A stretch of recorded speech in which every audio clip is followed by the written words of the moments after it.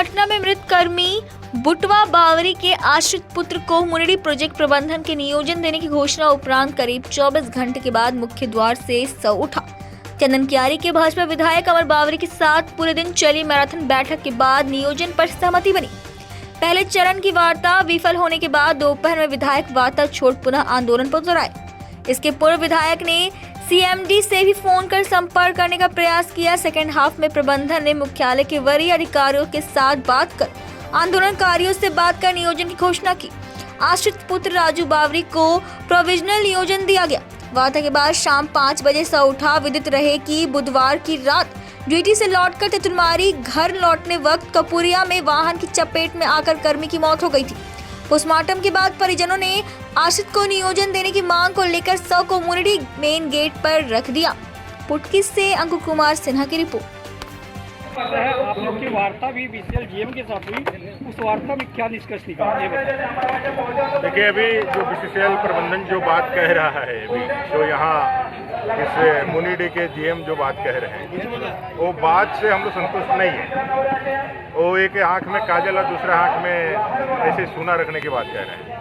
अभी इसी कोल इंडिया में आज ही आप लोग अखबार में देखे होंगे, ऐसे ही तरह के एक एक्सीडेंटल केस में एक मजदूर तूरी जी को जो अपने घर से ड्यूटी के लिए आ रहे थे, तो ब्लॉक 2 में उनको प्रोविजनल नौकरी दे दिया है। और आज जब ये मजदूर जो बावरी हैं, इनका देहांत तो ड्यूटी करके जा रहे थे, प्रमाणित है कि ड्यूटी करके वो रात में निकले और उनका रास्ते में एक्सीडेंट होकर डेथ हो गया।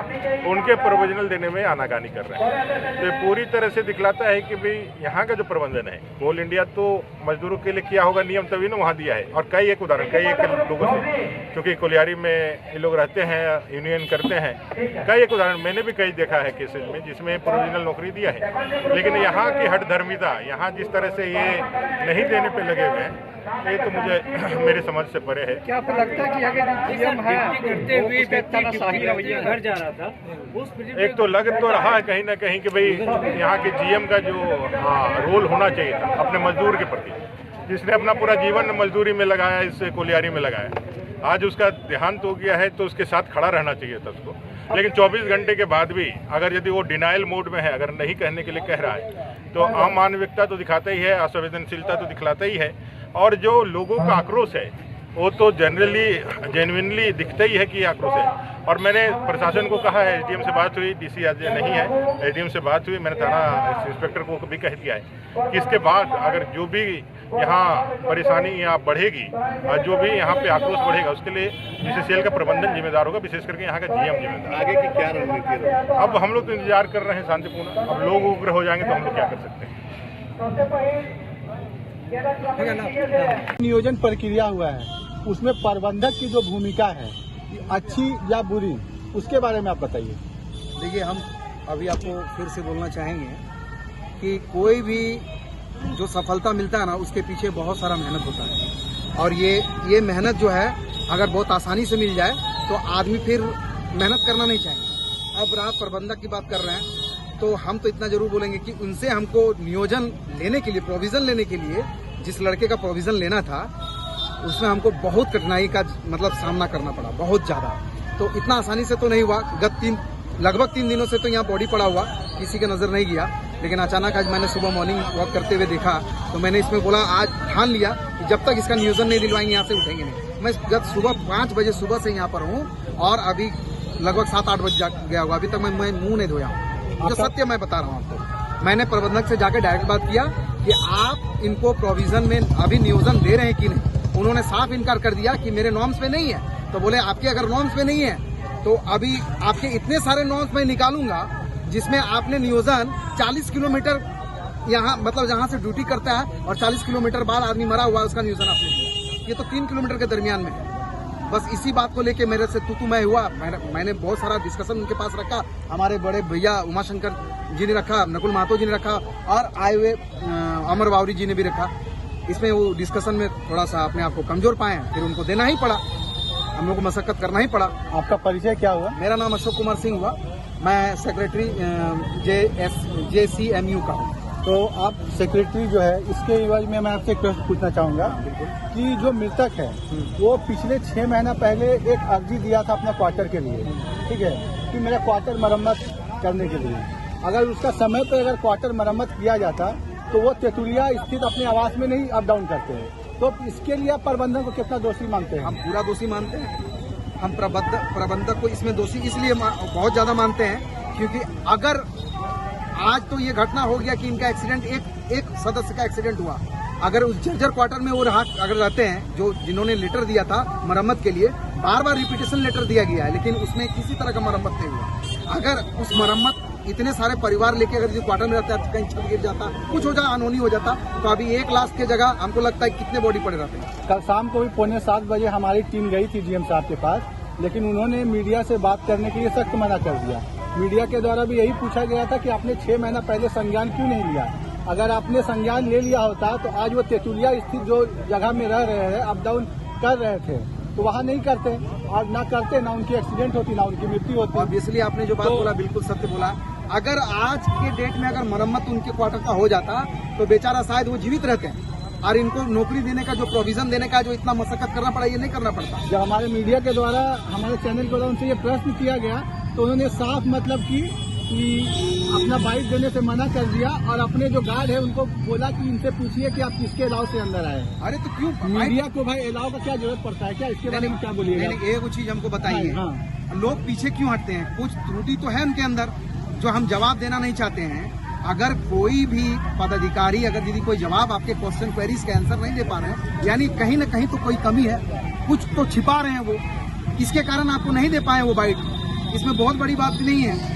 और मैं अगर बाइट आपको दे रहा हूँ यानी मैं अंदर से पूरी तरह से मैं स्वच्छ हूँ कि मैं इस बात को रखूंगा, और मुझे कोई डर नहीं इस बात को रखने के लिए कि आने वाले समय में जितने भी क्वार्टर्स हैं यहाँ पर उन्हीं का मरम्मत हो रहा है जिसमें मिली भगत है। धन्यवाद भैया, बहुत बहुत आपका सहयोग करने के लिए आपका परिवार को। आज जो भी नियोजन हेतु जो भी प्रबंधक से बातें हुई, इसके बारे में कुछ जानकारी दीजिए।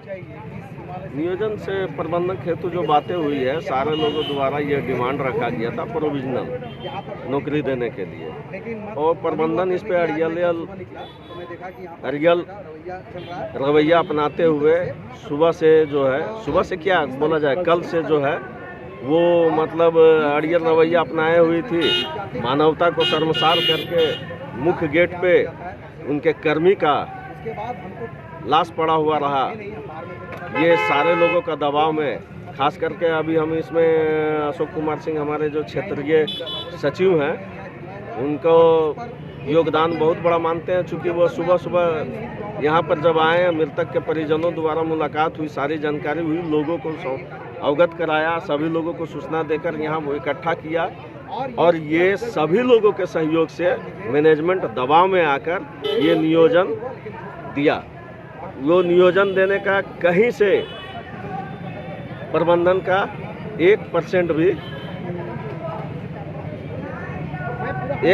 भी इरादा नहीं था। तो नियोजन किनको मिला है? नियोजन मृतक के मंझले पुत्र जो हैं राजू कुमार बावरी, उनको दिया गया। तो क्या उनको जो भी नियोजन का जो कागज पत्र है वो मिल गया है? हाँ, कागज पत्र मिल। तो मतलब ड्यूटी कब से वो ज्वाइन करने वाले हैं? आज से उनका हो गया ड्यूटी, प्रोविजनल ड्यूटी, मतलब कल से वो अपना देंगे, लेकिन अभी अपना दाह संस्कार तक। तो प्रबंधक की जो मनमानी, या फिर कहे कि यहाँ के जो प्रबंधक है उनकी तानाशाही कह सकते हैं कि 36 घंटे के प्रयास के बाद, इतने लंबे समय के प्रयास के बाद, यह इतने लोगों के भिड़ने के बाद ये कार्य जो है वो सफल हो पाया।